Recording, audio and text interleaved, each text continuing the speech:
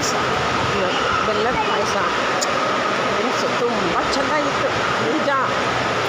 ನಾನು ಇನ್ನೂ ಒಂದು ಸ್ವಲ್ಪ ಹಾಕಿಸ್ಕೊಂಡು ತಿಂದೆ. ಒಂದು ಸೌಟ್ ಹಾಕ್ತಾರೆ ಫಸ್ಟ್ ಟೈಮು, ಮತ್ತು ನೆಕ್ಸ್ಟ್ ಟೈಮ್ ನನಗೆ ಬೇಕು ಅಂದರೆ ಹಾಕ್ಸ್ಕೊಬೋದು ಕೇಳಿಬಿಟ್ಟು. ಹೊಟ್ಟೆ ತುಂಬ ಊಟ ಕೊಡ್ತಾರೆ.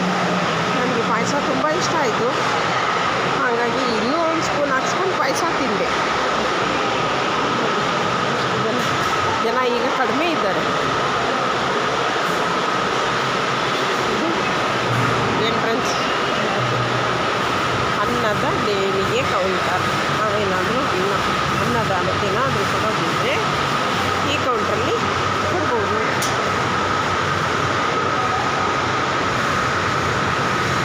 ಎರಡು ಗಂಟೆ 10 ನಿಮಿಷ ಆಗಿದೆ ಟೈಮ್.